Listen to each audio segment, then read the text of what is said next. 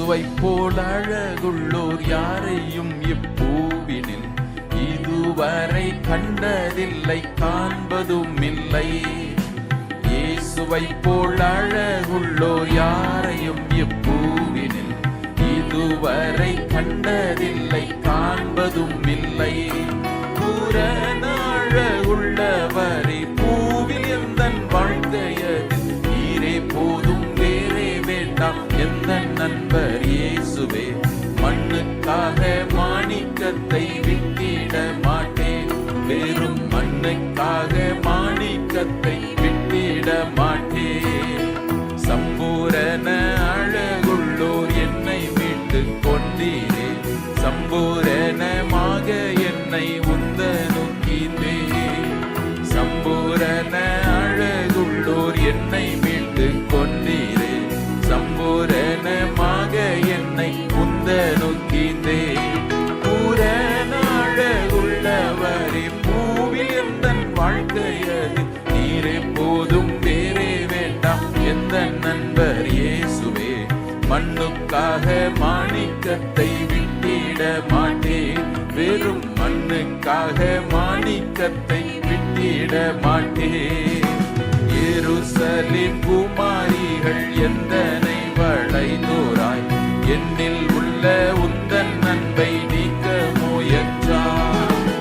எருசலேம் குமாரிகள் எந்தனை வளைந்தோராய், என்னில் உள்ள உந்தன் அன்பை நீக்க முயன்றார். பூரண அழகுள்ளவரே பூவில் எந்தன் வாழ்க்கையது நீரே போதும், வேறே வேண்டாம் எந்த நண்பர் இயேசுவே. மண்ணுக்காக மாணிக்கத்தை விட்டிட மாட்டேன், வெறும் மண்ணுக்காக மாணிக்கத்தை விட்டிட மாட்டேன். லோக சுக மேன்மையெல்லாம் எந்தனை கவர்ச்சித்தார், பாவ சோதனைகளெல்லாம் என்னை சோதித்தார். லோக சுக மேன்மையெல்லாம் எந்தனை கவர்ச்சித்தார், பாவ சோதனைகளெல்லாம் என்னை சோதித்தார். பூரண அழகுள்ளவரே பூவில் எந்தன் வாழ்க்கையதில் நீரே போதும், வேறே வேண்டாம் எந்த நண்பர் இயேசுவே. மண்ணுக்காக மாணிக்கத்தை விட்டிட மாட்டேன், வெறும் மண்ணுக்காக விட்டிட மாட்டேன்.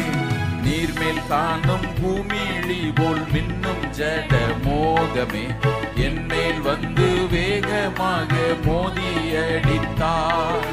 நீர்மேல் காணும் பூமிழி போல் மின்னும் ஜட மோகமே என் மேல் வந்து வேகமாக மோதியடித்தார். பூரண அழகுள்ளவரே பூவில் எந்தன் வாழ்க்கையது நீரே போதும், வேறே வேண்டாம் எந்த நண்பர் இயேசுவே.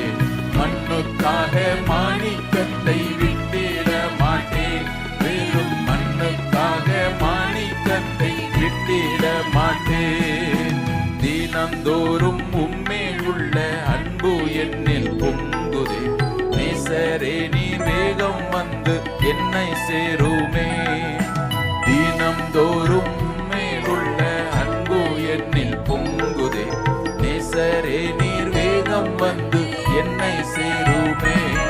பூரண அழகுள்ளவரே பூவில் எந்தன் வாழ்க்கையர் நீரே போதும், வேறே வேண்டாம் எந்த நண்பர் இயேசுவே. மண்ணுக்காக மாணிக்கத்தை விட்டிட மாட்டேன், வெறும் மண்ணுக்காக மாணிக்கத்தை விட்டிட மாட்டேன். பூரண அழகுள்ளவரே பூவில் எந்தன் வாழ்க்கையது நீரே போதும், வேறே வேண்டாம் எந்த நண்பர் இயேசுவே. மண்ணுக்காக மாணிக்கத்தை விட்டிட மாட்டேன், வெறும் மண்ணுக்காக மாணிக்கத்தை விட்டிட மாட்டேன், வெறும் மண்ணுக்காக மாணிக்கத்தை விட்டிட மாட்டேன். வாசிக்கலாம் எபிரேயர் 6வது அதிகாரம் 1-2 ஆகிய வசனங்கள். Hebrews chapter 6 verses 1 and 2. வாசிப்போம். ஆகையால் கிறிஸ்துவை பற்றி சொல்லிய உபதேச வசனங்களை நாம் விட்டு செத்த கிரியைகளுக்கு நீங்களாகும் மனம் திரும்புதல், தேவன் பேரில் வைக்கும் விசுவாசம், ஸ்நானங்களுக்கு அடுத்த உபதேசம், கைகளை வைக்குதல், மரித்தோரின் உயிர்த்தெழுதல், நித்திய நியாய தீர்ப்பு என்பவைகளாகிய அஸ்திபாரத்தை மறுபடியும் போடாமல் பூரணராகும்படி கடந்து போவோமாக. ஜெபிப்போம். கிருபையில் நல்ல ஆண்டவரே, நாங்கள் போய் துதிக்கிறோம், ஸ்தோத்திருக்கிறோம். இந்த நல்ல நாளுக்காக நன்றி. கர்த்தரங்கள் நடுவில் இருக்கிறீர், உமக்கு மகிமை செலுத்துகிறோம். இந்த வசனங்களை கொண்டு கர்த்தரங்களோடு கூட பேசும். எல்லா இடையூறுகள் இடைஞ்செல்லாம் கர்த்தர் அப்புறப்படுத்தும். எங்கள் மத்தியிலே கொண்டு வந்திருக்கிற அன்பான தேவதாசனையும் கர்த்தர் இன்றைக்கு நீர் உடைய சித்தத்தின்படியே எடுத்து பயன்படுத்தும் ஐயா. உமக்கு நன்றி. புல் உலர்ந்து பூ உதிர் உடைய வசனமோ இன்றைக்கு நிலைத்திருக்குமே. நன்றி. உடைய பிள்ளைகள் கொடுத்த காணிக்கையிலும் கர்த்தர் நீர் அங்கீகரித்திருக்கிறீர். ஆசீர்வதியும். எங்களுடைய இருதயங்கள் எல்லாம் இந்த வேளையிலே பண்படுத்தப்படட்டும். எங்கள் இருதயங்கள் எல்லாம் உமக்கு நேராய் திரும்ப பரிசுத்த ஆவியான ஒரு ஆளுகை எடுத்துக்கொள்ளுவீராக. உமக்கு நன்றி, நன்றி, நன்றி. ஸ்தோத்திரம். இயேசுவின் நாமத்திலே பிதாவே, ஆமென். உட்காரும். கர்த்தருடைய பரிசுத்த நாமத்திற்கு மகிமை உண்டாவதாக. இன்றைக்கு நம்முடைய நடுவிலே FMBP ஊழியங்களிலே இன்றைக்கும் இந்த வயதிலும் கூட ஆண்டவருக்கு என்று ஓடிக்கொண்டிருக்கிற அன்பான ஐயா கிறிஸ்டோபர் அவர்கள் கர்த்தருடைய வார்த்தை கொண்டு வருவார்கள். எனக்கு நேற்று ஒரு காரியம் திரும்ப திரும்ப என்னுடைய மனசுல வந்துகிட்டே இருந்துச்சு. செத்த கிரியைகள் அப்படின்ட்டு வேதத்தை தியானிக்க ஆரம்பிச்சேன். ஆண்டவர் எனக்கு கொடுத்த அந்த பாரத்தை நான் அன்னைக்கு சபையோடு கூட பகிர்ந்து கொள்கிறேன். வாசிக்கலாம். எபிரேயர் 6வது அதிகாரம். நம்ம எல்லாருக்குமே தெரிந்த வசனம் தான். எபிரேயர் 6வது அதிகாரம். இங்கே நான் பவுல்னே சொல்றேன். என்ன, ஏன்னா நான் தீர்க்கமா விசுவாசிக்கிறேன் இந்த எபிரேயர் நிருபத்தை எழுதினது அப்போஸ்தலனாகிய பவுல் அப்படின்னு நான் திட்டமா விசுவாசிக்கிறேன். சில பேர் சிலதெல்லாம் சொல்றது உண்டு, நான் அதுக்கு போகல. ஒருவேளை பவுல் தான் நீங்க எப்படி சொல்றீங்க நீங்க என்கிட்ட கேட்காதீங்க. நான் விசுவாசிக்கிறேன். ஏன்னா இந்த நிருபத்தை யார் எழுதினாருன்னு போடலை. ஆனால் நான் எப்பொழுதுமே பவுல் தான் நான் சொல்றது உண்டு. சரி, இங்க அப்போஸ்தலனாகிய பவுல் சொல்லும் பொழுது இந்த வசனத்தை கவனிங்க. ஆகையால் எபிரேய விசுவாசிகளுக்கு அவர் எழுதுகிறார். இந்த எபிரேய விசுவாசிகள் வந்து பாத்தீங்கன்னா ஆவிக்குரிய நிலைமையில ரொம்ப மந்தமா இருந்தாங்க. ஆவிக்குரிய நிலைமையில ரொம்ப மந்தம். அவர்கள் ஆண்டவரை ஏற்றுக்கொண்டாங்க, ஆனாலும் தேவனை குறித்த அறிவு அவங்களுக்கு இருக்குதான் செஞ்சது. ஏன் அப்படின்னு கேட்டீங்கன்னா, அவர்கள் யூத மார்க்கத்தமிருந்து அப்படியே வந்ததுனால, மற்ற புறஜாதிகளை போல அல்ல. அவர்களுக்கு தேவனை குறித்த அறிவு நன்கா தான் இருந்துச்சு, சடங்காச்சாரங்கள் இருந்துச்சு. ஆனாலும் ஆண்டவர் இயேசுவை இரட்சகராக ஏற்றுக்கொள்ளாமல் அவர்களுக்கு ரட்சிப்பு இல்லை அப்படின்றது திட்டமும் தெளிவுமாக அங்கே உரைக்கப்பட்ட பொழுது, பிரசங்கிக்கப்பட்ட பொழுது அவர்கள் அதை ஏற்றுக்கொண்டார்கள். அவர்கள் விசுவாசிகள் என்கிற கூட்டத்துக்குள்ள வந்துட்டாங்க. விசுவாசிகள் கூட்டத்துக்குள்ள வந்துட்டா கூட இன்னும் அந்த பேசிக்கா சில காரியங்கள் இருக்குது பாருங்க, அதுலயே இருந்துகிட்டே இருந்தாங்க. அவர்கள் வளரவே இல்லை. நீங்க முந்தைய வசனங்கள்ல பாத்தீங்கன்னா உங்களுக்கு புரியும். 5வது அதிகாரத்தினுடைய பின்பகுதியில அப்போஸ்தலனாகிய பவுல் சொல்லும் பொழுது மெல்கிசேதேக்கை குறித்து பேசுறாரு. நான் அந்த வசனத்தை வாசிக்கும் பொழுதுதான் எனக்குள்ள ஒரு மன வருத்தம் இருக்கும். அட பாவீங்களா, ஒழுங்கா நல்ல மாதிரி கேட்கற மாதிரி இருந்தா இந்த மெல்கிசேதேக்கை பத்தி இன்னும் கொஞ்சம் நல்லா எழுதி வச்சிருப்பாரு அப்படின்ட்டு. கரெக்ட் தானே? ஆமா. அப்படி ரொம்ப ஷார்ட்டா முடிச்சிட்டாரு. அவர் சொல்லும் பொழுதே சொல்றாரு, இந்த மெல்கிசேதேக்கை பற்றி நாம் விஸ்தாரமாய் பேசலாம். 11வது வசனம், நீங்கள் கேள்வியில் மந்தம் உள்ளவர்கள் ஆனபடியால் அதை விளங்க பண்ணுகிறது அரிதா இருக்கும் சொல்லிட்டு முடிச்சிட்டார். எனக்கு வாசிக்கும் பொழுது இன்னைக்கும் கஷ்டமா இருக்கு பாருங்க. ஒழுங்கா நல்லா கேட்டு இன்னும் கொஞ்சம் சொல்லுன்னா நல்லா எழுதிருப்பார். சரி, காலத்தை பார்த்தால் போதகராக இருக்க வேண்டிய உங்களுக்கு எவ்வளவு கொடுத்தாச்சு பார், எவ்வளவு கொடுத்தாச்சு, எவ்வளவு சொல்லியாச்சு. காலத்தை பார்த்தால் போதகராக இருக்க வேண்டிய உங்களுக்கு தேவனுடைய வாக்கியங்களின் மூல உபதேசங்களை மறுபடியும் உபதேசிக்க வேண்டியதா இருக்கிறது. ஏன் அப்படின்னா, நீங்கள் பலமான ஆகாரத்தை அல்ல பாலை உண்ணத்தக்கவர்களானீர்கள்.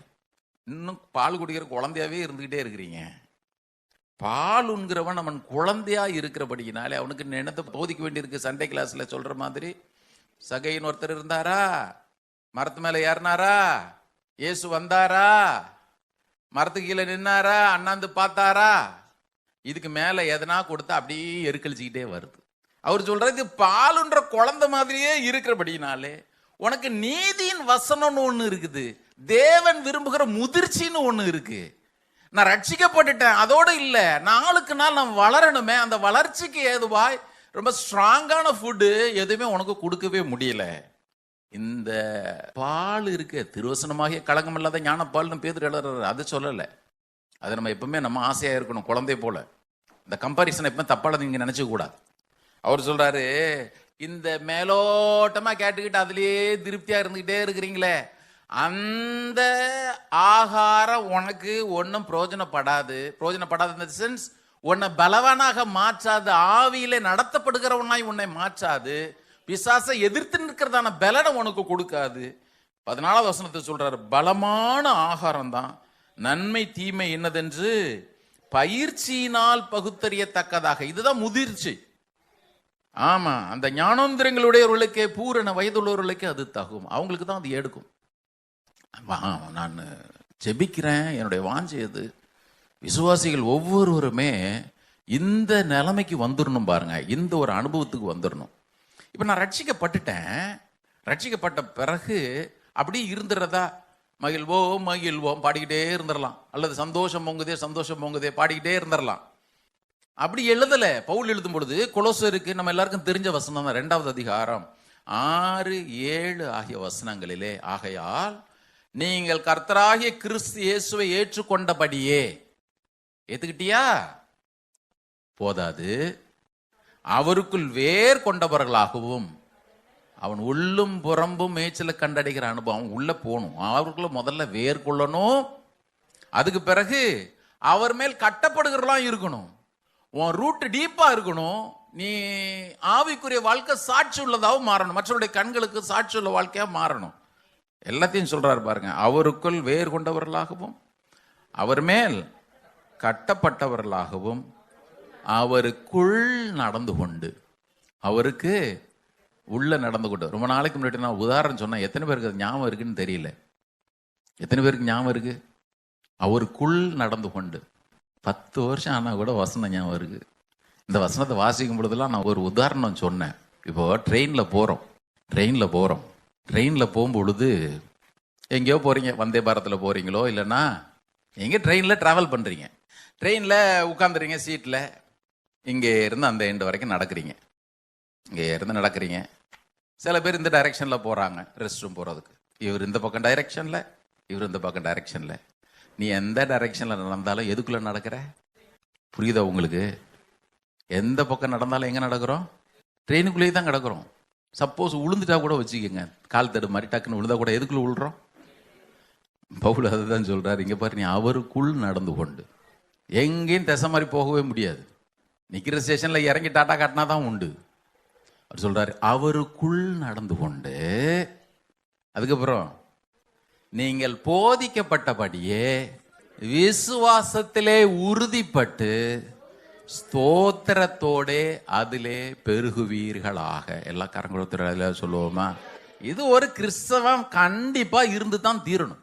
இது கண்டிப்பா இந்த அனுபவத்துக்குள்ள வந்து தான் தீரணும் பாருங்க, கண்டிப்பா வரணும். இதுதான் பவுல் எழுதும் பொழுது எழுதுறாரு 3வது அதிகாரத்துல பிலிப்பியருக்கு. இந்த இந்த இந்த ஒரு ஆசை எல்லாருக்குள்ளையும், என்னையும் சேர்த்தான் சொல்றேன், நம்ம எல்லாருக்குள்ள வந்துட்டோம்னா எவ்வளவு நல்லா இருக்கும். எல்லாருக்குள்ள இந்த வந்துட்டுனா எவ்வளவு நல்லா இருக்கும். கிறிஸ்தவ வாழ்க்கை இதுதான் பாருங்க. என்னைக்கோ ரட்சிக்கப்பட்ட பிரதர், நான் ஞாயிற்றுக்கிழமை ஆலயத்திற்கு வர்றேன் பிரதர், ஏதோ ஒரு ஊழியம் செய்யறேன் பிரதர், கொடுக்குறேன் பிரதர், ஆமா வீட்டில் குடும்ப ஜெபம் பண்றேன் பிரதர், பிரச்சனை வந்துட்டுனா ஒரு 2 நாள் ஃபாஸ்டிங் போடுறேன் பிரதர். பவுல் அப்படிலாம் பேசல. பிரதர் கவனிங்க, இயேசுனுடைய வருகையில போகணும் எல்லாரும். நான் போகணும்னு ஆசைப்படுறவங்க எல்லாரும் கரங்கள் கொடுத்துருவாள் எல்லாம் சொல்லுங்க. அதுலேயே 2 கையை காணும். இங்க பாருங்க, அவருடைய வருகையில போகணும்னா இதுதான் ஒரு கிறிஸ்தவனுடைய ஃபர்ஸ்ட் ப்ரையாரிட்டியாவே இருக்கணும். அவர் சொல்றாரு பாருங்க, ரட்சிக்கப்பட்டுட்ட உன் அனுபவத்தை கொஞ்சம் சொல்லுயா, உன்னுடைய ஆசையை கொஞ்சம் சொல்லு. அவன் சொல்றான் பாருங்க, 10வது வசனத்துல இருந்து நான் வாசிக்கிறேன் வேகமா.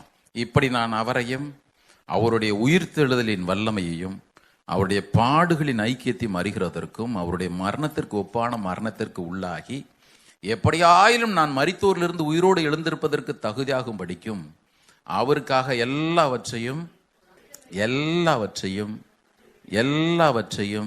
அடுத்தது ரீசெண்டாக தான் இதை பற்றி பேசணும், விட்டுட்ட இப்பவும் எண்ணிக்கிட்டே இருக்கிறேன். 2 பாஸ்ட் டென்ஸ் கிடையாது, ஒன்று பாஸ்ட் டென்ஸ் ஒன்றுன்னு ப்ரெசன்ட் கண்டினியூஸ். நான் விட்டுட்டேன், இப்போ எண்ணிக்கிட்டே இருக்கிறேன். இன்னைக்கு கூட அப்படிதான் நினைக்கிறேன். இன்னைக்கு அந்த குப்பையா எண்ணிட்டு தான் இருக்கிறேன். நாளைக்கு அது குப்பையா எண்ணுவேன், நாளைக்கு அதை நான் குப்பையா எண்ணுவேன். கரெக்டு தானே? 12வது வசனம், நான் அடைந்தாயிற்று அல்லது முற்றும் தேறினவனானே என்று எண்ணாமல் கிறிஸ்து இயேசுவினால் நான் எதற்காக பிடிக்கப்பட்டேனோ அதை நான் பிடித்து கொள்ளும்படி முனகிக்கிட்டே தொடர்றேன். வேற வழி இல்லைன்னு தொடர்றேன் இல்ல. அவர் சொல்றார், ஆசையாய் தொடர்கிறேன், ஆசையாய் தொடர்கிறேன். 13வது வசனம், சகோதரரே அதை பிடித்து கொண்டு நின்று நான் எண்ணுகிறதில்லை. ஆமா, சில பெரியவங்ககிட்டலாம் பேசினா சொல்லுவாங்க, அந்த காலத்துல நான் கூட புலம்புறது உண்டு, அப்படி எல்லாம் முடிச்சுட்டேன். சாகிறதுக்கு முன்னாடி பவுல்கிட்ட கேட்டா, இதெல்லாம் சிறைச்சாலை நிருபம் பாருங்க, அவன் சொல்றான், நான் பின்னானவைகளை மறந்து முன்னானவைகளை நாடி கிறிஸ்து இயேசுவுக்குள் தேவன் அழைத்த பரம அழைப்பின் பந்தய பொருளுக்காக என்னுடைய இலக்கை நோக்கி தொடருகிறேன். 15வது வசனம், ஆகையால் நம்மில் தேறினவர்கள் யாவரும் இந்த சிந்தையா இருக்க கடவோம். வேற சிந்தையே உனக்கு வந்துடக்கூடாது. கிறிஸ்தவ வாழ்க்கையில வேற சிந்தனை வந்துடக்கூடாது. இந்த சிந்தையா இருக்க கடவோம். எந்த காரியத்திலாவது நீங்கள் வேற சிந்தையா இருந்தால் அதையும் தேவன் உங்களுக்கு வெளிப்படுத்துவார். இங்கேயும் கொண்டு வர இருப்பாங்க 16வது வசனத்தில், ஆகிலும் நாம் எது வரையில் தேறி இருக்கிறோமோ. நான் தேரவே இல்லையே பிரதர். நம்ம ஆளுகளுக்கு ஈஸியா அண்டர்லைன் பண்ணி முடிச்சிடலாம். நான் தான் தேரவே இல்லையே. பவுல் சொல்றாரு, எது வரையிலும் தேறி இருக்கிறோமோ அது முதல் ஒரே ஒழுங்காய் நடந்து கொண்டு ஒரே சிந்தையா இருப்போமாக. இது ஒரு translation. So let's keep focused on that goal. Those of us who want everything God has for us, if any of you have something else in mind, something less than total commitment, God will clear your blurred vision. You will see it. தமிழ்ல வாசிரம் பாருங்க, ஆகையால் தேவன் நமக்காக வைத்திருக்கிற அனைத்தையும் பெற்றுக்கொள்ள விரும்புகிற நாம். எத்தனை பேர் தேவன் வச்சிருக்கிறதெல்லாம் பெற்றுக்கொள்ளணும் விரும்புறீங்க? சொல்லுங்க, தேவன் எனக்காக வைத்திருக்கிற எல்லாவற்றையும் பெற்றுக்கொள்ள விரும்புகிறேன். நான் எப்பவுமே சொல்ற ஜபங்கள்ல ஒண்ணு, நீங்க எனக்கு வச்சிருக்க ஒண்ணு கூட என்னுடைய அறியாமையெல்லாம் நான் இழந்துடவே கூடாது ஆண்டவரே. பவுல் எழுதுறாரு, தேவன் உங்களுக்காக வைத்திருக்கிற அனைத்தையும் பெற்றுக்கொள்ள விரும்புகிறீர்களா? இந்த ஒரு லக்க மாத்திரம் மனசுல ஒருமுகப்படுத்தி முன்னேறுங்க. வேற எதையும் மனசுல வச்சுக்காதீங்க. நான் இயேசு கிறிஸ்துவினால எதற்காக பிடிக்கப்பட்டேனோ அதை முன்னால வச்சுக்கிட்டு நீ பாட்டுக்கு போயிட்டே இருந்தானா எல்லாம் தானா வந்து. ஆமா, உங்களில் யாருக்காவது வேறு விதமான எண்ணம் இருக்குமானால், அவர் எழுதுறாரு, உங்களில் யாருக்காவது வேறு விதமான எண்ணம் இருக்குமானால். என்ன எண்ணம் அப்படின்னு கேட்டீங்கன்னா, இந்த முழுமையான அர்ப்பணிப்புக்கு குறைவான எண்ணம். பவுல் சொல்றாருல, இது ஒன்னதான் முன்னால் வச்சுட்டு ஓரன்னு சொல்றாருல, இந்த முழுமையான அர்ப்பணிப்புக்கு குறைவான எண்ணம் யாருக்குள்ள இருக்குமானாலும் தேவன் உங்கள் மங்களான பார்வையை தெளிவாக்குவாராக. நீங்கள் அதை நிச்சயம் காண்பீர்கள். ஒரு அலையிலேயே சொல்லுவோமா, இன்னைக்கு இதுதான் நமக்கு வேணும். இன்னைக்கு நமக்கு வேணும். ஒரு பாஸ்டா நான் சபைக்கு எதுக்கு ஜெபம் பண்ணணும்? ஆண்டவரே, ஜெபம் பண்ணத்தான் செய்யறோம். ஆண்டவரே, நல்ல வீடெல்லாம் வேணும், ஆண்டவரே வாகன வசதிகள் வேணும். அது ஜெபத்துல பின்பகுதி.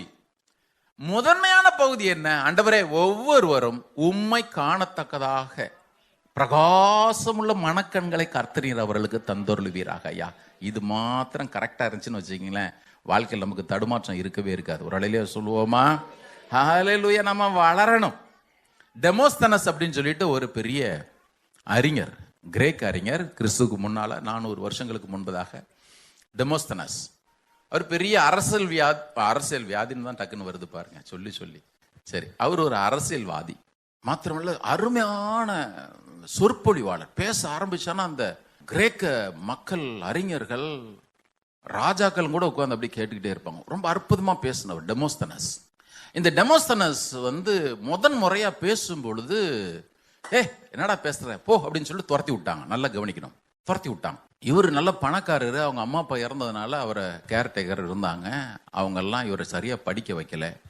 ஆனா இந்த கிரேக்கர்கள் எப்பவுமே தெரியும்ல, அப்போஸ்தலர் நடவடிக்கைகள் 17வது அதிகாரத்துல தானே நம்ம வாசிக்கிறோம். அவங்க எல்லாம் ரொம்ப புது காரியங்களை கேட்கறதுலே ரொம்ப ஆர்வமா இருப்பாங்க. இந்த கிரேக்கர்கள்லாம் அவனை ஒரு மாதிரி அவமானப்படுத்தி அனுப்பின உடனே அவன் நினைச்சான், அந்த டெமோஸ்தனஸ் சின்ன பையனா இருக்கும் பொழுது, என்னை அவமானப்படுத்திட்டீங்களா, ஒரு நாள் இந்த கிரேக்க தேசம் நான் பேசுற கேட்க காத்து கிடக்கும் அப்படின்னு சொல்லிட்டு அவன் யாரையும் போய் என்ன பெரிய பணக்காரன் இருந்ததுனால யாரும் என்னைய மீட்டிங்லாம் சந்திக்கிற ஃபங்க்ஷனுக்குலாம் கூப்பிடக்கூடாதுன்னு போய் தலையில பாதியை மொட்டை அடிச்சுக்கிட்டான். பாதி தலையை மொட்டை அடிச்சுட்டான். தோற்றம் பார்க்கறதுக்கு யாரும் ஒரு பார்க்கறதுக்கு மொட்டை அடிச்சுட்டான். இப்போ பேச்சு சரியா வரல. கூழாங்கல்ல வாயில ஒதுக்கிக்கிட்டு மலை ஏறும் பொழுதெல்லாம் பேசி பேசி பேசி சத்தம் போட்டு பேசிக்கிட்டே இருந்தான். கடற்கரை ஓரம் பக்கத்தில் நின்று அந்த அலைகள்லாம் அவ்வளவு சத்தம் போடும் பொழுது இவன் அந்த சத்தத்துக்கு அகைன்ஸ்டா ரொம்ப சத்தமா எதனா ஒன்று பேசி பேசி பேசி ஒரு நாள் வந்தது. டெமோஸ்தனஸ் எப்போ பேசுவான்னு சொல்லிட்டு அந்த அத்தனை பட்டணமே காத்து கிடக்கக்கூடிய அளவிற்கு அவன் ஒரு பெரிய ஆளானான். நல்லா கவனிக்கணும். ஒன்றுக்கும் உதவாதவன் என்று ஒதுக்கி வைக்கப்பட்டவன். கிறிஸ்து இல்லை அவனுக்குள்ள, அது வேறு. ஆனால் அந்த அர்த்தத்தில் நான் போகலை. இன்னொருத்தர் லார்டு பீக்கன்ஃபீல்டு அப்படின்னு சொல்லிட்டு நீங்கன்னா கூகுள் பண்ணி பாருங்க. குயின் விக்டோரியா பதவி ஏற்கும் பொழுது லார்ட் பீக்கன்ஸ்ஃபீல்டர் அவர் கொடுத்த ஒரு சொற்பொழிவு, 15 நிமிஷம் கொடுத்த சொற்பொழிவு அவ்வளவு அருமையா எல்லாராலும் பாராட்டப்பட்டுச்சு. 5 முறை இங்கிலாந்து பாராளுமன்ற உறுப்பினராக இருந்தவர். எலிசபெத் இல்லை, குயின் விக்டோரியா. வரலாறு படித்த பிள்ளைங்களுக்கு தெரிஞ்சிருக்கும். அவங்க பதவியேற்ற பொழுது இவர் அவ்வளோ அழகாக பேசினார். 15 நிமிஷம் மொத்த தேசமே அப்படி பாராட்டுச்சு அதை. ஆனால் 300 நாளில் இவன் வேலைக்கு ஆக மாட்டான்னு எல்லாரும் அவரை ஒதுக்கி வச்சோம். வாலிப பிள்ளைங்க நல்லா கவனி, ஒதுக்கி வச்சோம். ராத்திரியும் பகலும் தாள் படிச்சு படிச்சு எங்கேயும் போல படிச்சு படிச்சு படிச்சு படிச்சு படிச்சு படிச்சு கடைசியில் கேட்டாங்க, இந்த 15 நிமிஷம் சொற்பொழிவு கொடுத்தீங்களே எவ்வளோ நேரம் ஒர்க் பண்ணீங்க? அவர் சொன்னார், என் வாழ்க்கை முழுசும் ஒர்க் பண்ணேன். இதை வாசிக்கும் பொழுது எனக்கு ஒரே ஒரு எண்ணம் தான், உலகத்தான் உலக மகிமைக்காக இந்த இலக்கை அடைய வேண்டும் என்று சொல்லி இரவும் பகலும் பிரயாசப்படுவேனே. ஆனால் தேவனுடைய நீதியை அறிந்தவர்கள், அவராலே ரட்சிக்கப்பட்டவர்கள், உங்களுக்கு முன்பதாக எனக்கு முன்பதாக தேவன் ஒரு டிராஃபி வச்சிருக்கிறாரு, ஒரு லக்கு ஒன்று வச்சிருக்கிறாரு, அதை அடைய வேண்டுமே. ஆனால் நான் சொல்றேன், டெமோஸ்தனஸ் பிரயாசப்பட்டதை விட கொஞ்சம் குறைவாய்ப்பட்டாலும், அல்லது லார்ட் பீக்கன்ஃபீல்டு பிரயாசப்பட்டதை விட கொஞ்சம் குறைவாய்ப்பட்டாலும், நான் சொல்றேன், இயேசுவை அவமானப்படுத்துவதா இருக்கும். தெரியுமா?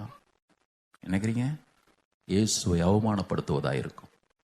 பிரதர், உங்களுடைய என்னுடைய எண்ணம், நான் அவரால் எதற்காக பிடிக்கப்பட்டேனோ அதை பிடித்து கொள்ளும்படி நான் ஆசையாய் தொடருகிறேன். ஐயா, எனக்கு அது வேணும். எனக்கு அந்த எண்ணம் ஒவ்வொரு நாளும் இருக்கணும். அந்த விருப்பம் ஒரு நொடி கூட தணிந்து போகவே கூடாது. யோசிச்சு பாருங்களேன், நாம நிறைய நேரங்களில் என்ன நினைக்கிறோம் அப்படின்னு கேட்டீங்கன்னா, சில காரியங்கள் அப்படியே நம்மளை திருப்தி ஆக்கிறது. உதாரணத்திற்கு இந்த எபிரேயர் 6வது அதிகாரத்திற்கு வாங்க. எபிரேயர் 6வது அதிகாரத்தில் அவங்க எப்படிப்பட்ட சூழலில் இருந்தாங்க, அவங்க வளர்ச்சிக்கு தடையா இருந்த காரணம் என்னன்றத இங்க அப்போஸ்தலனாகிய பவுல் ரொம்ப தெளிவா சொல்றார். என்ன அப்படின்னு கேட்டீங்கன்னா, ஆகையால் கிறிஸ்துவை பற்றி சொல்லிய மூல உபதேச வசனங்களை நாம் விட்டு, ஏன்னா சில பேர் எனக்கு ஃபோன் பண்ணி கேட்குறாங்க, ஏன் இந்த இடத்துல இப்படி சொல்லியிருக்கு அப்படின்ட்டு. நான் உங்களுக்கு வேகமாக சொல்லிடுறேன். இந்த இடத்துல அவர் சொல்றது கர்த்தராகிய இயேசு கிறிஸ்துவை பற்றின்னு போடலை. அந்த வேர்டை கவனிங்க. கிறிஸ்துவை பற்றிய, கிறிஸ்துவை பற்றியன்னா மேசியாவை பற்றிய. ஏன்னா மேசியாவை அவர்கள் அறிந்திருந்தாங்க, அதுலேயே உள்ள போய்கிட்டே இருந்தாங்க. போதும் போதும் போதும், இது என்ன அங்கே போனாங்களே தவிர தேவன் அவர்கள் எதை கற்றுக்கொள்ளும்படி விரும்பினாரோ அதுக்கு போகவே இல்லை. மூல உபதேச வசனங்கள் அப்படியே பேசிக்காவே இருந்துகிட்டே இருந்தாங்க, அடிப்படையிலேயே கடந்தாங்க. அதனால தான் அவர் சொல்றார், ஆகையால் கிறிஸ்துவை பற்றி சொல்லிய மூல உபதேச வசனங்களை நான் கொஞ்சம் விட்டுறேன், அடுத்த கிளாஸுக்கு வாயன். அதான் அர்த்தம். நீ வசனங்களை தூர ஒதுக்கி வைன்னு அவர் சொல்லல. எப்ப பார்த்தாலும் இதுலயே கடந்துட்டு இருக்கிற, கொஞ்சம் வசனத்துல வளரு, ஆவிக்குரிய வாழ்க்கையில வளருன்னு சொல்லிட்டு தான் சொல்றாரு. செத்த கிரியைகளுக்கு நீங்களாகும் மனம் திரும்புதல், தேவன் பேரிலே வைக்கும் விசுவாசம், இதுவே பேசிக். இன்னைக்கு நம்ம விசுவாசி அதை தான் இன்னைக்கும் பேசிட்டு இருக்க வேண்டியிருக்கு. நான் சொல்றேன், உங்களுக்கு புரியுதா புரியலையா? தேவன் பேரிலே வைக்கும் விசுவாசம் என்பது பேசிக், ஃபவுண்டேஷனான ஒரு டீச்சிங். அது தேவன் பேரில் வைக்கும் விசுவாசம், ஸ்நானங்களுக்கு அடுத்த உபதேசம், கைகளை வைக்குதல், மரித்தோரின் உயிர்த்தெழுதல், நித்திய நியாய தீர்ப்பு என்பவர்களாய் அஸ்திபாரத்தை மறுபடியும் போடாமல் பூரணராகும்படிக்கு கடந்து போவோமாக. நம்ம தொடர்ந்து கவனிக்க வேண்டியிருது. ஆனா முதல்ல அவர் சொல்றது என்ன தெரியுமா? செத்த கிரியைகளுக்கு நீங்களாகும் மனம் திரும்புதல். இதை ஒன்றை மாத்திரம் நான் வேகமா சொல்லிட்டு முடிச்சிடுறேன். ஏன்னா கரெக்டா 10 மணிக்கு அவங்க ஐயா கையில் நான் அதை கொடுத்துருவேன். கவனிங்க, செத்த கிரியைகள் என்ன அவர் பேசுறது? வெளியரங்கமான சடங்காச்சாரங்கள். இந்த இடத்துல அவர் சொல்றது செத்த கிரியைகள், டெட் ஒர்க்ஸ். ஏன் இது நான் ஆண்டவருக்குள்ள வந்த பிறகு என்னுடைய பழைய கிரியைகளாக இருக்கலாம். வேதம் சொல்லுகிறது, முன்பு நாம் மரித்தவர்களாயிருந்தோம், உலகத்தின் வழிபாடுகளிலே நாம கடந்தோம், அங்க மறிச்சு இயேசுக்குள்ள வந்தோம். ஆனா பழைய செத்த கிரியைகள் அப்படியே வரும். அது கிறிஸ்தவத்திலிருந்து வந்தாலும் சரி, மற்ற மதங்களிலிருந்து வந்தாலும் சரி. நீங்க எந்த பேக்ரவுண்ட்ல இருந்து வர்றீங்களோ எனக்கு தெரியாது. நல்ல கவனிங்க. சில பேர் பாருங்க, விட்டுட்டு வந்தது அப்படியே தொடர்ந்து இருந்துகிட்டே இருக்கும். தெரியும்ல, அன்னைக்கு பைபிள் ஸ்டடியில் கூட அதான் சொன்னேன். இன்னும் இந்த சந்தனம் பூசுறது, இன்னும் பந்தக்கால் நட்டுறது, இன்னும் மாவிலை கட்டுறது இருக்கா இல்லையா? நமக்கு அதெல்லாம் கிடையாது. ஆனா நாள் மட்டும் பார்ப்போம். சனி வேண்டாம் பிரதர், செவ்வாய் வேண்டாம் பிரதர், வியாழக்கிழமை நல்ல நாள் தானே. சில பேர் சொல்றது உண்டு. இன்னைக்கு செத்த கிரியைகள், இது வெளியரங்கமா தெரியுது பாருங்க. இதெல்லாம் வேண்டான்னு சொல்லிட்டு இப்ப வெளியரங்கமாய் உள்ளதெல்லாம் விட்டாச்சு. ஆனா வெளியரங்கமான கிரிகள் இல்லாம மனசுக்குள்ள செத்த கிரிகள் இருக்கு. அப்படி வாங்க 9வது அதிகாரம், எபிரேயர் 9வது அதிகாரம். 9வது அதிகாரத்தை நான் வாசிக்கிறேன், எல்லாரும் எடுங்க. 13, 14 ஆகிய வசனங்கள். அது எப்படி எனில், காளை, வெள்ளாட்டுக்கடா இவைகளின் இரத்தமும் தீட்டுப்பட்டவர்கள் மேல் தெளிக்கப்பட்ட கடாரியின் சாம்பலும் சரீர சுத்தி உண்டாகும்படி பரிசுத்தப்படுத்துமானால், 14வது வசனத்தை கவனிங்க, நித்திய ஆவியினாலே தம்மை தாமே பழுதற்ற பலியாக தேவனுக்கு ஒப்பு கொடுத்த கிறிஸ்துவனுடைய ரத்தம் ஜீவனுள்ள தேவனுக்கு ஊழியம் செய்வதற்கு உங்கள் மனசாட்சியை செத்த கிரியைகளார சுத்திகரிப்பது எவ்வளவு நிச்சயம். அங்க சொல்லிட்டாரு வெளியரங்கமான செத்த கிரியைகள், உண்மைதானே? வெளியரங்கமான சுத்த கிரியைகள். இங்க உன் மனசாட்சியில் இருக்கிற செத்த கிரியைகள், இத கண்டிப்பா நம்முடைய வாழ்க்கையில பெற்று அனுபவிக்கணும். எந்த சம்பவத்தை வச்சு இங்க பவுல் அதை எழுதுறாரு அப்படின்னு பாத்தீங்கன்னா, நீங்க வீட்டில் போய் வாசிக்கங்க. லேவியராகமம் 16வது அதிகாரத்தில் உள்ளதான் இங்க சொல்றார். லெவிட்டிகஸ் சாப்டர் 16 ரொம்ப அழகா இருக்கும் பாருங்களேன். நான் வேகமா அதை சொல்லி முடிச்சிடுறேன். லேவியராகமம் 16வது அதிகாரத்துல இப்போ ஆரோனுடைய குமாரர்கள் நாதாபும் அபியும் செத்துட்ட பிறகு ஆண்டவர் மோசையை பார்த்து சொல்றார், மோசே, ஆரோன் சாகாம இருக்கணும்னா இப்போ ஒரு காரியத்தை பண்ண சொல்லு. என்ன பண்ணணும் அப்படின்னு கேட்டீங்கன்னா, அவன் ஆசரிப்பு கூடாரத்துக்கு உள்ள மகா பரிசுத்த ஸ்தலத்துக்கு போறதற்கு முன்பதாக 2 வெள்ளாட்டு கடாக்களை கொண்டு வரணும். 2 வெள்ளாட்டு கடாக்களை கொண்டு வந்து அவன் கூடாரத்துக்கு முன்னால நிறுத்தணும். மாத்திரமல்ல, ஆரோனும் அவன் வீட்டாரும் அவங்களுக்கு பாவ பிராயச்சித்தம் பண்ணணும். அதனால ஒரு காளையை எடுத்து அதை அடிச்சு அது ரத்தத்தை கொண்டு வந்து பேலையின் மேலையும் முன்னாலையும் 7 முறை தெளிச்சு அவன் சுத்திகரிச்சு பண்ண பிறகு இஸ்ரவேல் ஜனங்களுடைய பாவங்கள், ரொம்ப அற்புதமா இருக்கு பாருங்க. இது ஒரு கிறிஸ்தவ வாழ்க்கையில தேவை. இது நிழலாட்டம். ஒரு வெள்ளாட்டு கடாவை அடிச்சு எப்படி காளையினுடைய ரத்தம் அங்கே மகா பரிசுத்த ஸ்தலத்துல தெளிக்கப்பட்டதோ, அதே மாதிரி ஒரு ஆட்டை அடிச்சு இஸ்ரவேல் ஜனங்களுடைய பாவங்களுக்காக, பாவ நிவாரணத்திற்காக அங்க கொடுத்துடணும். பாவ நிவாரணத்துக்காக கொடுத்துடணும். அந்த காளை சர்வாங்க தகவலாம், இது பாவ நிவாரண பலி. இப்ப அதை முடிச்சுட்டு வெளியே வந்து இன்னொரு வெள்ளாட்டு கடாவை எடுத்து, வேதம் சொல்லுகிறது, ஆரோன் அதனுடைய தலையின் மேலே தன்னுடைய 2 கைகளை வைத்து இஸ்ரவேல் ஜனங்களுடைய பாவங்கள் அக்கிரமங்களை எல்லாம் அறிக்கையிட்டு அதை போக்காடாக ஒருத்தன் கையில கொடுத்து யாரு கண்ணிலையும் படாம அப்படி தூரத்துல கொண்டு போய் விடணும். நல்ல கவனிங்க. ஆண்டவர் கொடுக்கிற ரட்சிப்புல 2 காரியம் அடங்கியிருக்கு. 1, என்னுடைய பாவங்கள் மன்னிக்கப்படுகின்றன, அதோட போயிடல. என்னுடைய பாவங்கள் ஒன்றின் மேல அறிக்கையிடப்பட்டு, அதைத்தான் 103ஆம் சங்கீதத்துல 12வது வசனத்துல சங்கீதக்காரன் சொல்லும் பொழுது சொல்லுகிறான், மேற்குக்கும் கிழக்குக்கும் எவ்வளவு தூரமோ அவ்வளவு தூரமா அவர் நம்முடைய பாவங்களை நம்ம விட்டு தூரப்படுத்தினார். ஒரு அலையிலே சொல்லுவோமா? நல்ல கவனிங்க. என் பாவங்களை எல்லாம் மன்னிச்சிட்டார், அது 1.